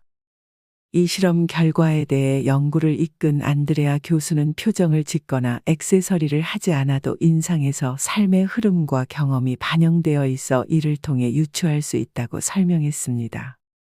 삶의 흐름과 경험, 즉 살아온 환경과 살면서 겪는 일은 인상을 만드는 중요한 요소라는 말입니다.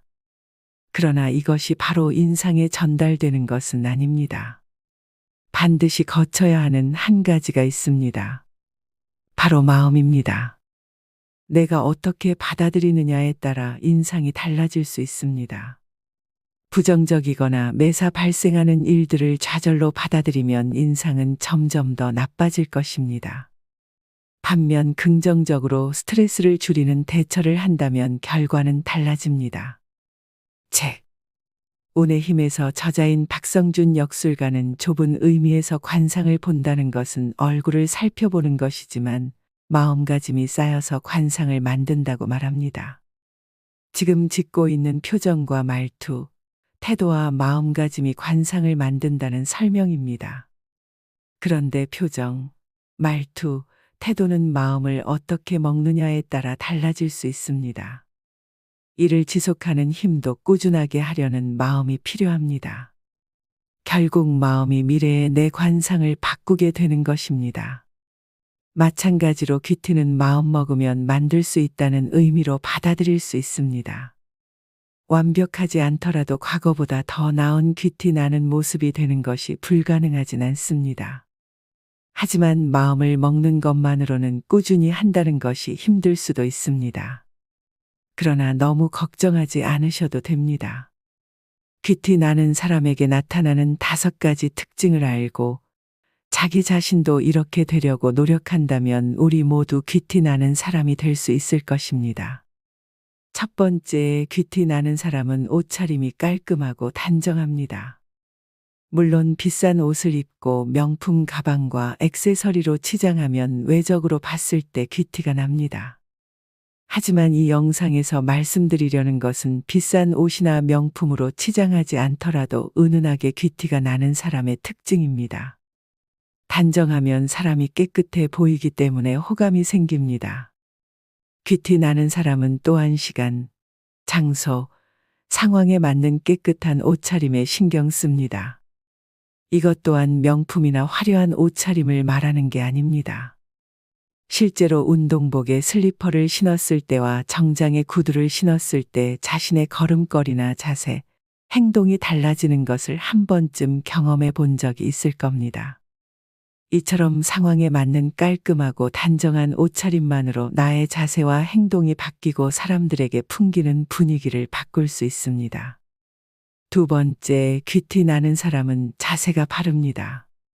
항상 자세가 올바른 사람이 있습니다. 그런 사람들은 보면 볼수록 성실할 것 같고 인상이 좋아 보이며 왠지 모르게 신뢰가 갑니다. 자세가 좋기 때문에 어떤 옷을 입어도 스타일이 좋아 보이고 폼이 있어 보입니다. 왜 그렇게 보일까요? 다들 아시겠지만 바른 자세를 계속 유지하는 건 결코 쉬운 일이 아닙니다. 바른 자세를 유지하기 위해 계속 신경 쓰고 노력하는 것입니다. 사람들이 보지 않을 때도 자기 관리에 힘쓰고 있다는 것을 알 수 있습니다. 만약 생각과 마음이 의기소침해져 있더라도 바른 자세를 유지한다면 시간이 지나면서 생각과 마음도 회복되고 귀티 나는 분위기로 바뀔 것입니다. 세 번째, 귀티 나는 사람은 상대방을 배려합니다. 겉만 번지르르한 사람에게 실망을 느끼는 순간은 바로 대화할 때입니다. 귀티 나는 사람은 대화할 때 상대방을 배려하고 맞추려고 합니다. 함부로 사람을 대하지 않고 자기 말을 많이 하기보다는 상대방 말을 더 많이 듣는 자세로 대화합니다. 그러면 상대방은 내가 존중받고 있구나라는 느낌을 받으며 매력을 느끼게 됩니다. 우리는 가끔 사람들과 이야기를 나누고 집에 갈 때 그 말은 하지 말았어야 했어라고 후회할 때가 있습니다. 내가 말을 많이 하는 것보다 상대방의 말을 경청하면 말 실수를 줄일 수 있습니다. 또한 귀티 나는 사람들은 실례지만 죄송하지만 바쁘시겠지만과 같은 말을 자주 사용합니다. 또한 무엇을 해라와 같은 직설적이고 명령조의 말투보다 부탁해도 될까요? 해주실 수 있나요? 같은 의문형이나 청유형 문장을 사용합니다. 이런 식으로 부드럽게 자신의 의견을 제시하며 수직적 관계가 아닌 수평적 관계를 나타내어 상대방을 배려합니다. 네 번째, 차분하고 여유롭습니다. 사람은 하루에도 몇 번씩 여러 가지 상황들로 인해 감정의 기복이 오르락내리락합니다. 그럼에도 불구하고 귀티 나는 사람은 항상 차분하고 여유로운 모습을 보여줍니다. 그들은 감정의 기복이 없을까요? 사람은 어렵고 힘들 때 그 사람의 진면모가 나타난다고 합니다. 모든 사람은 감정이 좋을 때와 나쁠 때가 있습니다. 하지만 빛이 나는 사람들은 감정을 스스로 컨트롤할 줄 압니다. 평소의 명상과 사색, 마음 챙김과 같은 훈련을 통해 얻어낸 결과물이죠. 사람이 없을 때도 자신의 생각과 말, 행동을 올바르게 유지하려고 노력한다면 겉으로 자신의 떳떳함을 보일 것이고 결국 그것이 사람들에게 귀티로 비치게 될 것입니다. 독서, 명상, 운동을 통해 몸과 마음의 지혜를 쌓고 자신만의 확고한 가치관과 소신을 가지면 타인의 시선으로부터 자유로워집니다. 그렇게 자신의 속도로 삶을 살아가는 모습들이 다른 사람들에게는 차분함과 여유로움으로 비칠 것입니다. 다섯 번째, 귀티 나는 사람들은 긍정적입니다. 자극적이거나 부정적인 말은 순간에 사람들의 시선을 집중시킬 수 있습니다. 뉴스나 신문 기사가 대부분 안 좋은 소식으로 채워지는 이유입니다. 사람들을 만나 이야기할 때 정치, 경제, 연애 등 다양한 분야에서 이슈가 되는 부정적 이야기를 꺼내 이목을 집중시키는 사람도 있습니다. 하지만 그런 사람과 계속 대화를 하다 보면 부정적인 생각이 나에게도 쌓이고 피곤해지는 걸 느끼기도 합니다. 부정적인 말과 행동이 잦은 사람은 벽이 떨어져 보이고 가벼워 보입니다. 뒷담화를 자주 하는 사람이라면 언젠가 다른 곳에서 나의 뒷담화를 하고 있을 수도 있습니다. 귀티 나는 사람들은 어떤 상황에서도 긍정적으로 생각합니다. 이런 성향은 자석과 같아서 주변에 긍정적인 사람들을 끌어당깁니다. 긍정적인 사람과 함께 시간을 보내며 우리의 삶을 소중하게 생각하게 됩니다. 반대로 부정적인 사람은 부정적인 사람을 끌어당깁니다. 이런 사람이 주변에 있다면 과감히 끊어내야 합니다. 나에게 올 좋은 것까지도 없어지게 만들기 때문입니다. 이처럼 귀티 나는 사람은 긍정적이며 부정적인 말을 하지 않기 때문에 함께하는 사람들까지 기분이 좋아집니다. 보면 볼수록 매력을 느끼게 되고 호감이 상승합니다. 여섯 번째, 귀티 나는 사람은 오래 고민하지 않습니다. 이런 사람들은 쓸데없는 고민이 내 인생의 독이 된다는 것을 잘 이해하고 있습니다. 고민을 하려거든 10분 이상 고민하지 마세요. 우리가 하는 걱정거리의 40%는 절대 일어나지 않을 사건들에 대한 것이고 30%는 이미 일어난 사건들, 20%는 사소한 사건들, 4%는 우리가 바꿀 수 없는 사건들이라고 합니다. 즉 94%의 걱정거리가 쓸데없는 것입니다.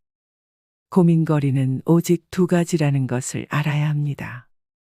내가 걱정해서 해결할 수 있는 고민과 내가 아무리 걱정해도 결코 해결할 수 없는 고민입니다. 내일 비가 오면 우산을 준비하면 됩니다. 비를 멈추게 하는 것은 당신 능력의 한계입니다. 그것은 절대자의 영역입니다. 신의 영역에 속하는 문제는 신에게 맡기세요. 그리고 오직 당신이 걱정해서 풀 수 있는 문제들만 고민하고 해결책을 찾으세요. 당신에게 어떤 고민이 있을 때 머리를 싸매고 며칠 누워 있으면서 걱정을 한다고 해서 문제가 해결되지는 않습니다. 어떤 문제에 직면했을 때 그 문제에 대해 우리가 생각할 수 있는 시간은 굳이 따지자면 10분도 안 된다고 합니다. 무슨 걱정거리가 있건 그것을 종이에 적어보세요. 그 몇 줄 안 되는 문제에 대해 10분 안에 해답이 나오지 않으면 그것은 당신이 해결할 수 있는 고민이 아닙니다. 그런데도 그 10분을 많은 사람들이 질질 고무줄처럼 늘려가면서 하루를 허비하고 한 달을 죽이며 결국에는 1년을 망쳐버립니다. 머리가 복잡하다고 하면서 말입니다. 하지만 사실은 해결 방안도 알고 있으면서 행동에 옮기는 것을 두려워하는 경우가 대부분입니다. 10분 안에 해답이 안 나온다면 더 이상 걱정하지 마세요. 새벽에 일어나서 운동도 하고 공부도 하고 사람들을 사귀면서 최대한으로 노력하고 있는데도 인생에서 좋은 일은 전혀 일어나지 않는다고 말하는 사람을 저는 여태껏 본 적이 없습니다. 고민이 많다고 해서 한숨 쉬지 마세요. 고민은 당신의 영혼을 갉아먹습니다. 문제의 핵심을 정확히 파악하고 해결책을 찾아 실행하세요. 해결책이 보이지 않으면 무시하는 게 좋습니다. 고민 하나 안 하나 결과는 똑같기 때문입니다. 그러므로 고민은 10분만 하세요. 이제 여러분은 나이가 들수록 외모를 가꾸는 것이 왜 중요한지, 그리고 비단 외모가 화장과 피부에만 한정된 것이 아니라 사람의 귀티를 만드는데 어떻게 기여하는지 알게 되었습니다. 귀티 나는 사람들의 6가지 특징을 알게 되었고, 습관으로 만들려고 노력하신다면 나이 들수록 고급스러워 보이는 귀티가 나는 사람이 될 수 있을 것입니다. 물론 이 모든 것은 단지 겉에만 해당되지 않는다는 것을 잘 아실 겁니다. 바로 외모를 관리하면서 동시에 단련되는 내부, 더 정확히 말하면 관리되는 마음으로부터 이런 것들이 밖으로 흘러나오는 것이니까요. 겉을 관리한다는 것이 어떻게 보면 그것과 연관된 속을 함께 살핀다는 것을 결코 잊지 마세요. 이 6가지를 잘 기억하시고 노력해 나가신다면 부드럽지만 강한 사람이 되는데도 도움이 될 것입니다. 내가 귀티 나는 사람이 되면 주변 사람에게도 선한 영향력과 기품을 전파하는 사람으로 화려한 노년을 보내실 수 있을 겁니다. 오늘도 고요한 밤과 함께 해주셔서 감사합니다. 구독과 좋아요는 큰 힘이 됩니다. 감사합니다.